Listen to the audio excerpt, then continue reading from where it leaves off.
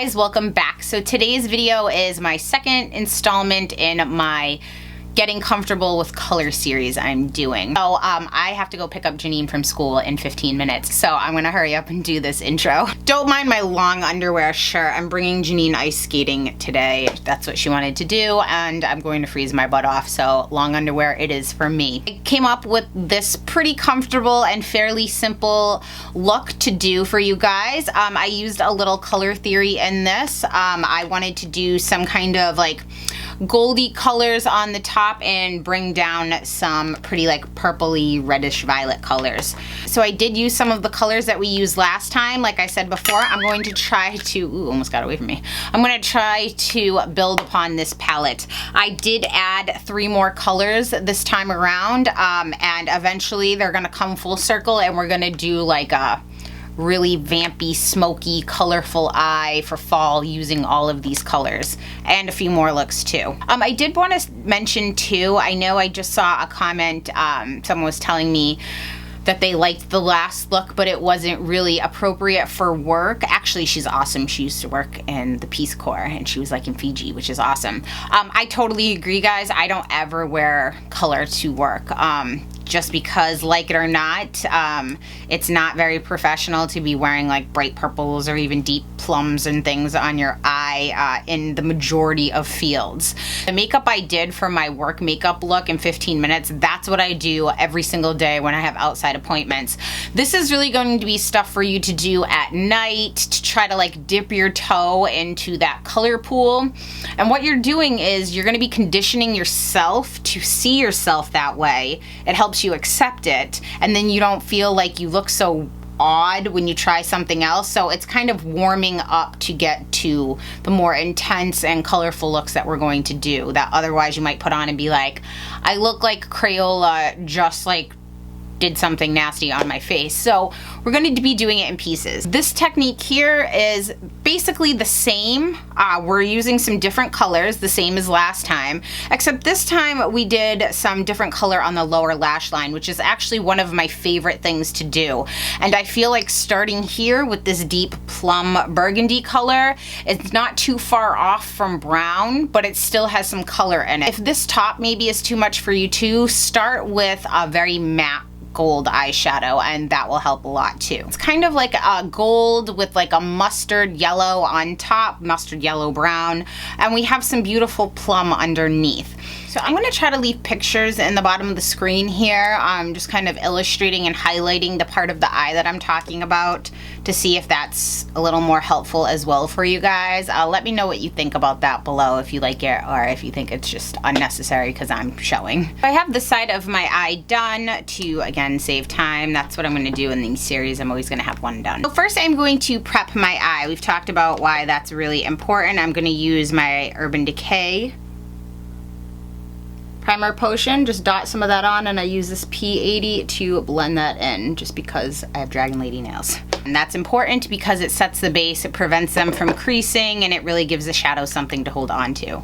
So I'm going to go in with my trusty 217, and I'm going to pick up a decent amount of Peach Smoothie, my favorite transition color that we worked with last time. And I'm going to lay this down in that transition again, guys. So where is it? It's that part that's right below your eyebrow bone here. It's gonna kind of loop around.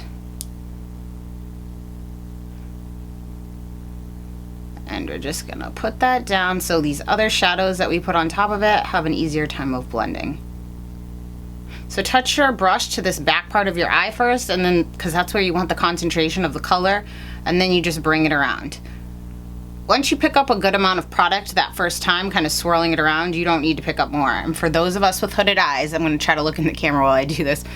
So see right here, when I put my eyes at rest, when I'm not like doing weird things with my forehead, that this entire part of my eye has just like disappeared. Now when I go like this, you can see it. When I put them down, you hardly can.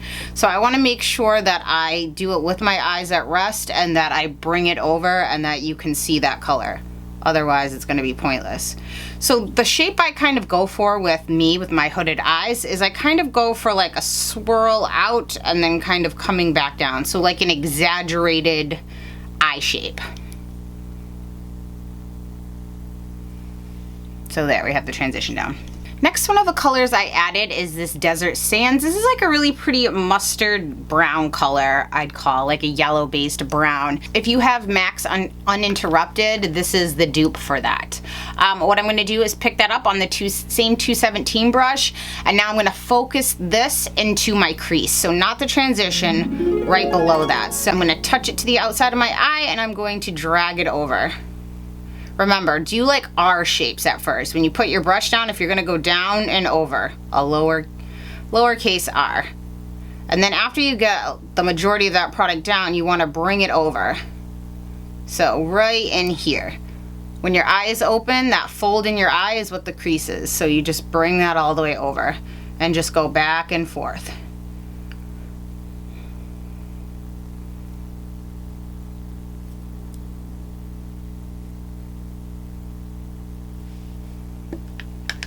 So now we're getting some of that mustard color in there.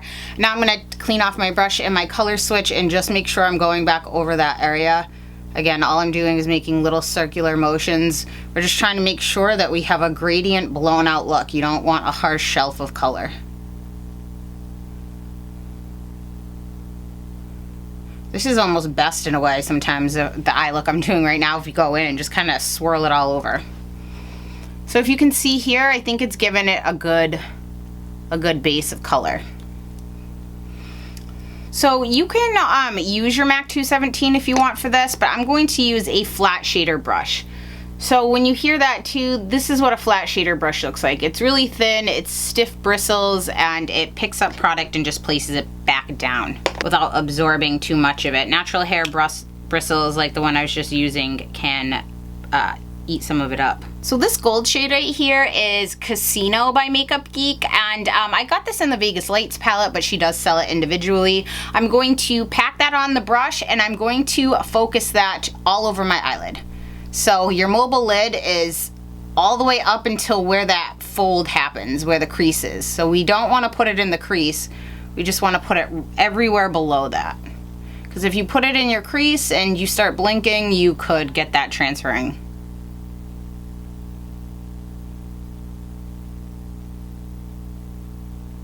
You can go back in with your 217 if you want. I'm going to use this smaller Morphe M514, and I'm gonna go back through and just blend. I'm not with no product on there. I'm putting it into the socket of my eye, that crease right there, and just go back and forth. You wanna keep it right there and focus because you're just trying to make sure that you're blending this transition, that it's not just brown mustard color.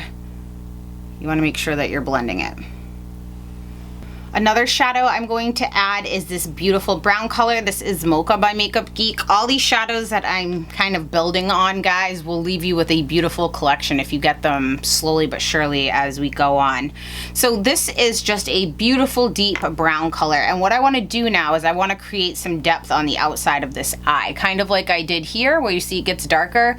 Right now, can you tell the difference? It's just all light. So I'm going to touch my brush into there, just like two tiny taps, not too hard. And I'm going to just touch it on the outside of my eye, but I'm going to try to nail it right here in that fold of my eye. See where I push in? And I'm just going to work it back and forth. Just lightly. I don't want anything too crazy. Pick some more up if you need to. You can kind of pat it on there and just work it back and forth. See how I'm getting some depth now on that outside piece? It's not just looking all light. And you just work that in there. Just like that. And if you need, again, we can pick up some more and go back through. There you go. Now I'm going to clean off that brush again, and I'm going to make sure that, so I don't have too much of the product on there, I'm going to just really work that back and forth. I've kind of wiped away a little bit of that gold, so I'm gonna pick back up some of that Casino, and I'm just going to retouch it up on my lid. And you can kind of just like trickle it back into that brown. You don't need to really go over too much there. This is a very important step. Don't forget to highlight your brow bone, because see how this just looks more clean and polished up, where this kind of looks like, it's looking good, but it looks kind of dirty. So my favorite brow bone highlight is Max Blanc type for my skin tone. Again, you can use Vanilla Bean by Makeup Geek if you need to. I'm going to take this on my Wayne Goss number 17 brush, and I'm just literally going to swipe that right underneath, like trace underneath my eyebrow, and that just places the product right down for you. And you can see now I have a nice gradient going on. Again, I'm going to clean off my 217 brush, and I'm going to make sure that I go back over those areas with no additional product, that I'm just making sure I'm blowing that whole area out. This is my favorite part. I really love doing different colors underneath my lash line opposed to what I have on top. And for today, I figured let's do a little bit of color theory, right? So gold and kind of mustard is on this end of the spectrum, and across from it is purples and kind of like this berry. So if you break it down to what it is at its basic level, if you think about gold being yellow, then a burgundy color is like a red purple mix. So that's what we're going to put down there. Now you can use any liner brush for this. I'm going to use this MAC 266, and what I'm going to do is I'm going to dip into Bitten that we used last time, and I'm going to line the entire underneath of my lash line. We had one of those talks, I don't even want to pull on my eye, but I'm going to show you. When I talk about lining your, tight lining your eye, guys, it's the line that's right underneath where your eyelashes are. It's that kind of wet part right in before you get to your eyeball. So right now I'm not lining my waterline, which is that inside rim. I'm just lining right underneath my eyelashes. So put your brush right under your eyelashes and just draw some of this underneath right now.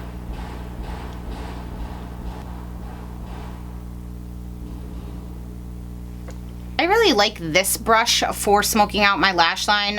It's supposed to be a dupe for the 217, but this is a synthetic brush and it's a little more narrow, so I'm going to use this, but you can use that 217 if it doesn't scratch your eyes. And I'm just going to try to look up and make a weird face and go back and forth over that line with no product on there. We just want to smoke it out. So I'm going to do this real time too.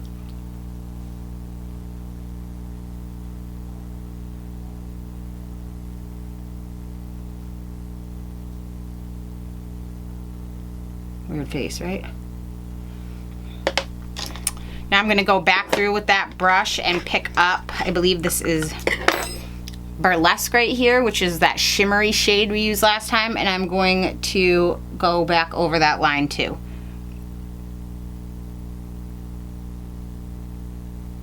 Again, I'm going to use that same brush and do the same thing. I got a tickle on my nose. Ugh. Allergies are not my friend. 'Tis the season right now. This is always the weirdest feeling, but you do get used to it.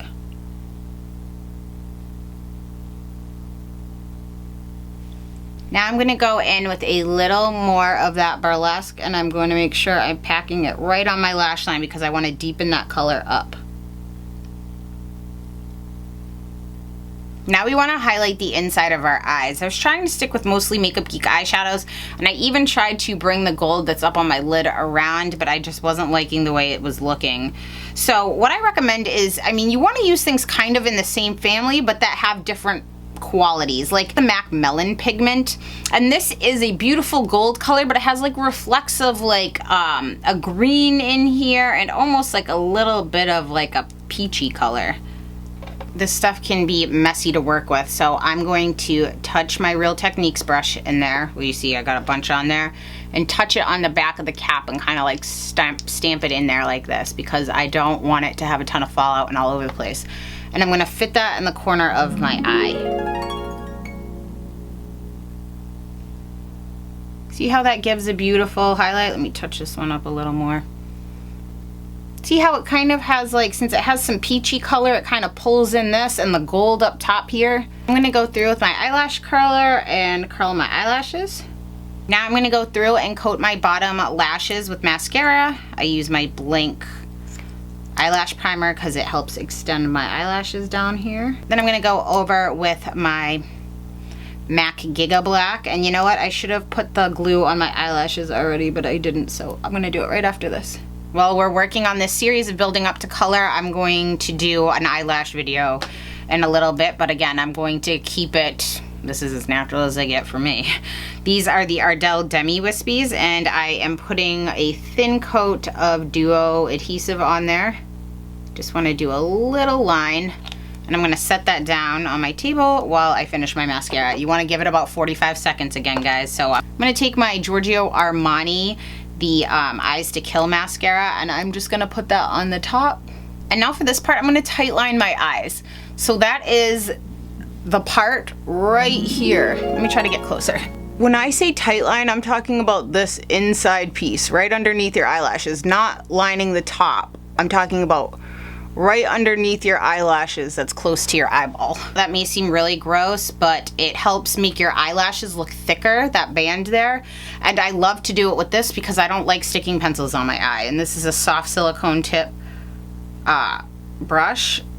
There's nothing to clean, there's no hairs on it, so I just dip it into some waterproof gel eyeliner, and it's super easy just to go over it like that. I'm going to pick up my eyelashes with my Tweezerman tweezers.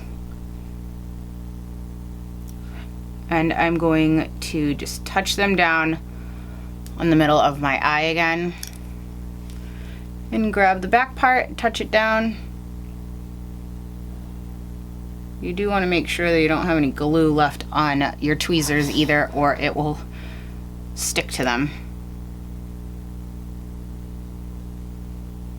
And then we're going to attach that front piece. It's going to be white while it dries, but that's fine. We can go over it with the eyeliner after. I'm going to try to do some different lining with my lips. Feel like my lipstick has been, like, I just don't do a good job at it. So I'm going to line my lips with this Dervish pencil by MAC. My top lip is kind of like, it is a heart shape on the top there. Some people have really pointed lips. And in honor of Dose of Colors releasing their stone that they only used to sell in that trio and they sold out of right away, I'm going to wear that because it's a nice neutral lip that has slight color to it. My goal in this series is to try to get you comfortable wearing colors maybe that you don't typically wear, but also in different ways. So the other day we did some colors on the top of our eye, and now today I really wanted to focus on the bottom, but to show you that it doesn't have to be the same color so it looks like it's enveloping your eye and maybe too much, and it can really play off each other and complement. So we're going to start taking these two pieces and then morphing them together too. But again, we're trying to get you comfortable in pieces. So again, you will look beautiful if you wear color on your eye, but because we're not used to seeing ourselves that way, it comes off as a shock. And same thing, others maybe aren't used to seeing us like that, so they may be a bit taken aback. But when you start in small little baby steps like this, you're kind of conditioning yourself and other people to see you that way, and so it will become a lot easier. If you guys have any questions or comments or concerns, please leave them in the comment section down below. Thank you so much for tuning in, guys, and I'll see you next time. Bye.